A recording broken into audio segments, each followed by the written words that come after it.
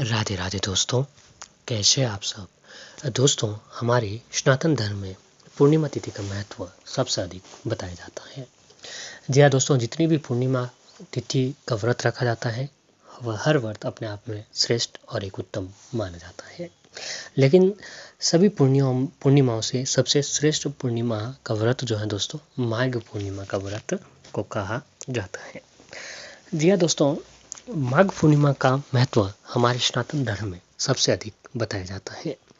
Magh Purnima Hindu calendar में एक महत्वपूर्ण दिन माना जाता है। धार्मिक ग्रंथों में माघ मास में किए जाने वाले पवित्र स्नान और तपस्या की महिमा का भी वर्णन किया गया है।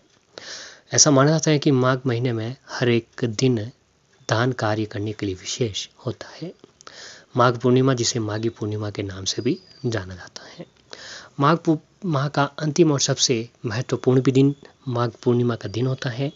लोग माघी पूर्णिमा पर गंगा, यमुना और सरस्वती नदी के संगम स्थल प्रयाग में पवित्र स्नान करने के बाद फिर जो है दोस्तों, दान रूपी गाय, होम, सोने चांदी अपने श्रद्धा के अनुसार जो भी है वह दान करने का अनुष्ठान बताया गया है।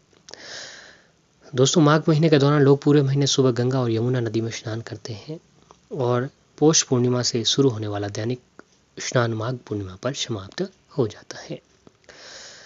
ऐसा माना जाता है कि इस दौरान किए गए सभी दान कार्य आसानी से फलित होते हैं और इसलिए लोग अपनी क्षमता के अनुसार आज के दिन जरूरतमंदों को जरूर कुछ न कुछ दान देते हैं। दोस्तों, पूर्णिमा का व्रत सभी व्रतों में से सबसे श्रेष्ठ व्रत बताया गया है।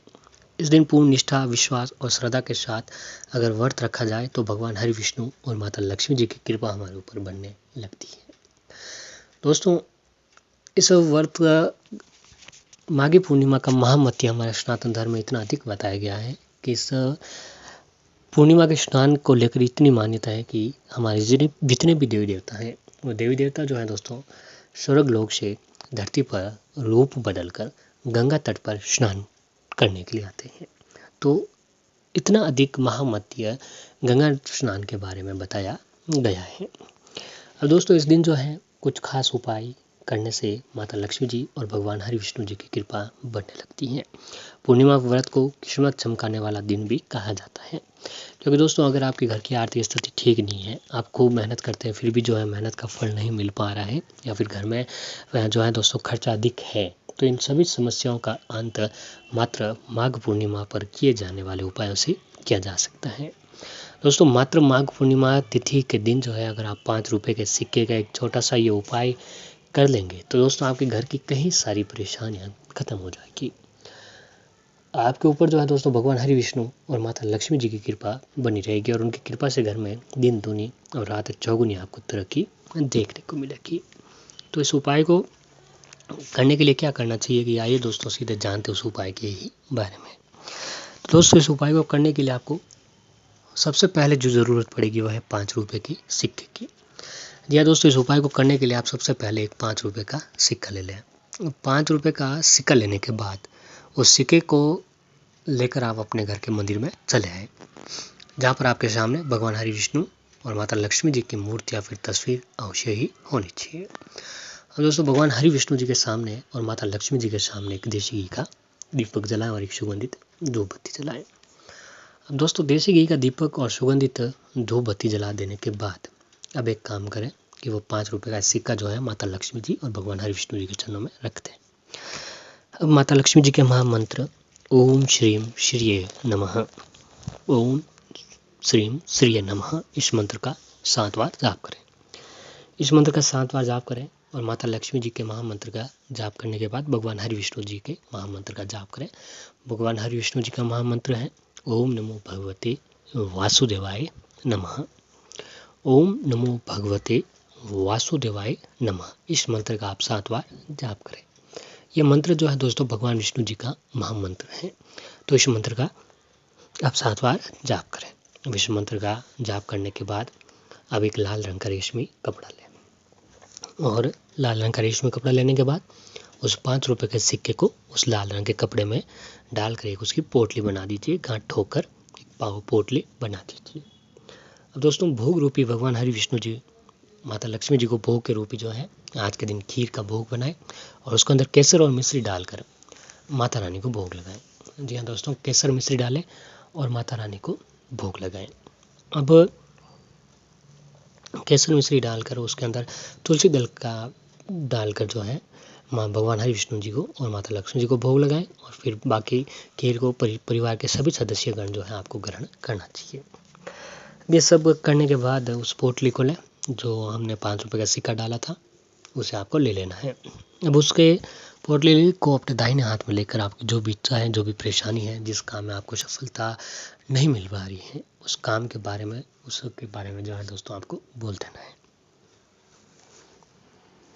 अब जो भी इच्छा परेशानी काम के बारे में बोलने के बाद उस पोटली को दीपक के ऊपर से 7 बार उल्टा घुमा दीजिए। या दोस्तों, दीपक के ऊपर से आपको 7 बार उल्टा घुमा देना है और फिर उसे ले जाकर आप सीधा अपने घर की तिजोरी में, जहाँ पर आप रुपये पैसा वगैरह रखते हैं, वहाँ पर ले जाकर उस पोटली को रख देनी है। मात्र ये उपाय जो है दोस्तों, अगर आप आज एकादशी तिथि के दिन करते हैं, आज पूर्णिमा तिथि के दिन करते हैं, तो दोस्तों आपके घर की कई सारी परेशानियाँ खत्म हो जाएगी। भगवान हरि विष्णु माता लक्ष्मी जी की कृपा आपके ऊपर बनी रहेगी। उनकी कृपा से घर में दिन दूनी और रात चौगुनी आपको तरक्की देखने को मिलेगी। भगवान हरि विष्णु आपकी सारी परेशानियों को दूर करेंगे और माता लक्ष्मी जी की कृपा से घर में धन दौलत की प्राप्ति होने लगेगी। तो दोस्तों एक बार ये सारे उपाय पूर्ण निष्ठा, विश्वास और श्रद्धा के साथ आप जरूर करें। दोस्तों अगला जो उपाय है, और भी कुछ विशेष उपाय होते हैं जो पूर्णिमा तिथि के दिन करने से उसका लाभ हमें अति शीघ्र देखने को मिलता है। तो दोस्तों हमारे शास्त्रों में माघी पूर्णिमा को भाग्यशाली तिथि बताया गया है। तो इस दिन ब्रह्म मुहूर्त में घर की साफ सफाई करके पूरे घर में गंगा जल से छिड़काव करें। फिर घर के मुख्य दरवाजे पर अशोक या फिर आम के पत्तों का तोरण लगाएं। फिर घर की दहलीज पर हल्दी व कुमकुम लगाएं। इसके बाद मुख्य दरवाजे के दोनों तरफ स्वास्तिक का चिन्ह बनाकर रोली अक्षत लगाएं और फिर घर की दहलीज पर घी का दीपक जलाकर प्रणाम करें। इसके बाद तुलसी जी की पूजा करें, उनको जल, दीपक, भोग अर्पित करें।